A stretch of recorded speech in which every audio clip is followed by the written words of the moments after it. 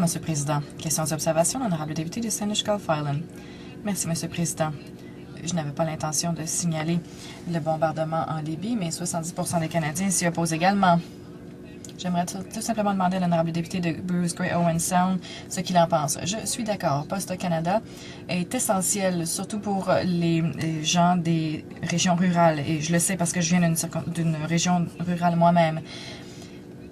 Mais je voudrais savoir si le gouvernement fédéral s'engage vraiment à maintenir ce service public pour toutes les régions du Canada. Poste Canada a déjà perdu certaines de ses branches les plus profitables, comme Purolator et FedEx.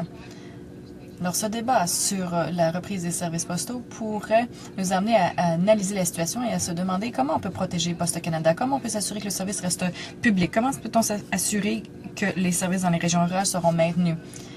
Et comment peut-on mettre en œuvre une mesure de reprise des travaux qui ne viennent pas miner la situation des travailleurs syndiqués? Honorable député de Bruce Grey Owen Sound. Merci beaucoup, Monsieur le Président.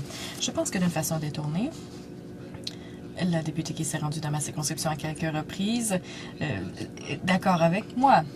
On est d'accord sur une chose, je pense, c'est que nous avons l'intérêt des travailleurs à cœur et pour l'instant, ils ne touchent aucun salaire.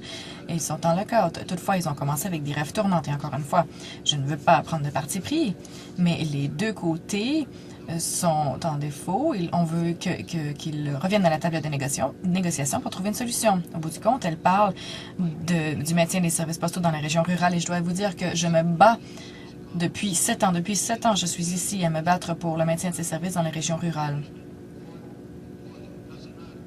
Et qu'il s'agisse de la gestion des employés, si les gens de Poste Canada ne peuvent pas voir que cet arrêt de travail ou que cet arrêt de travail ou que ces grèves tournantes, appelez ça comme vous voulez, a des répercussions négatives sur les services postaux dans les rurales, eh bien c'est une raison suffisante selon moi pour que ces gens retournent au travail parce que je ne veux pas que mes électeurs, que les entreprises de ma circonscription ne souffrent davantage. Reprise du débat.